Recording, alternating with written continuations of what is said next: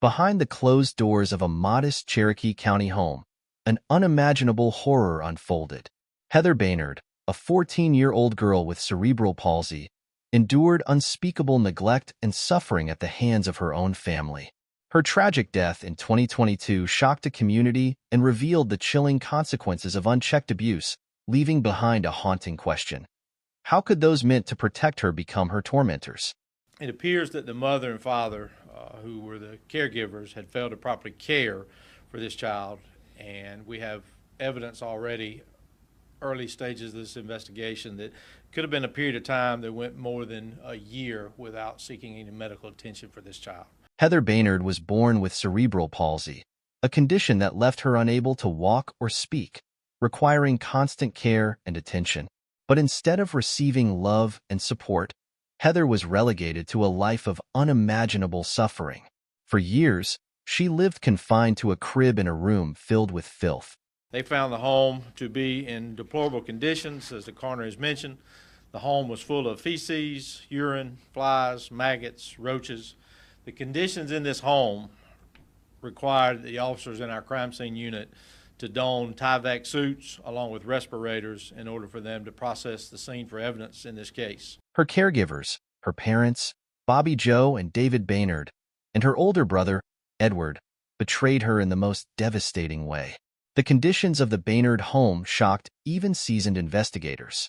Our investigators, their words to me as they began to brief me on this case, Sheriff, this is one of the worst cases of child abuse that we've ever seen being investigated here in our office. These are the type cases that truly pull on our heartstrings. For those officers who were at the scene, dealing with family, doing investigation, interviews, going into the home, seeing those deplorable conditions, as well as the medical professionals who tried to revive and bring this child back upon the arrival at the hospital. So these cases, they hurt. They hurt for all of us, and our heart goes out to this 14-year-old that life has been lost. Please subscribe to our channel and make comments about what you think of our videos. Over 40 animals roamed the property, many of them malnourished or dead. The stench of urine and feces was overwhelming, a testament to years of neglect. Heather's room was no exception. She lay in her crib surrounded by excrement, her body visibly deteriorating from prolonged exposure to such an environment. Her legs were so severely affected that medical experts described them as resembling raw meat.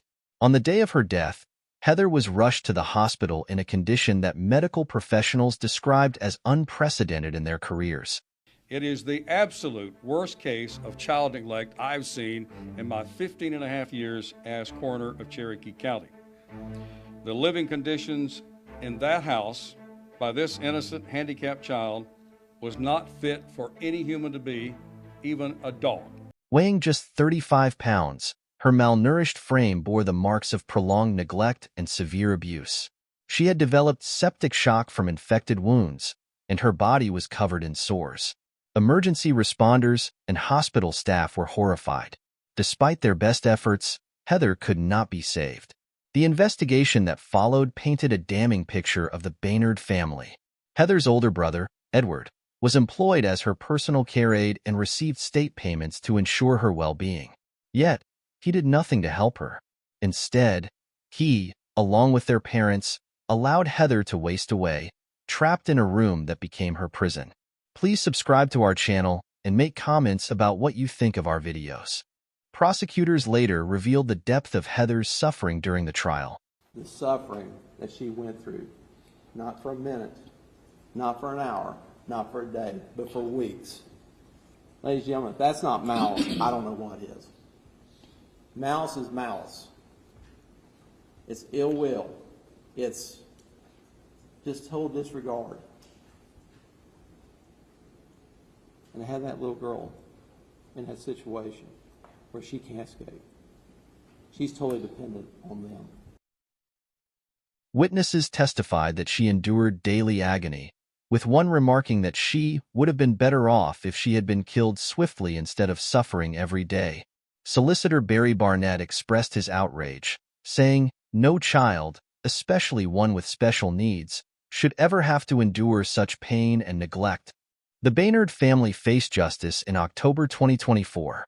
Bobby Joe and David Baynard were sentenced to life in prison for murder, along with additional consecutive sentences for neglect and abuse. Edward, who played an active role in the neglect despite his legal responsibility to care for Heather, received 30 years in prison. This case has left an indelible mark on the community, prompting calls for stronger protections for vulnerable individuals. Advocates have emphasized the need for better oversight of caregiving situations and stronger penalties for neglect and abuse. Heather's story has become a rallying cry, a tragic reminder of the importance of vigilance in protecting the most vulnerable among us. As the Baynard family serves their sentences, Heather's memory lingers, a symbol of a life that could have been saved if someone had intervened. For those who knew of her plight too late, the grief is compounded by the thought of what might have been. Heather's story is one of sorrow and injustice, but it is also a call to action, a plea to ensure that no child suffers the way she did. In Heather's name, we must do better. Please subscribe to our channel and make comments about what you think of our videos.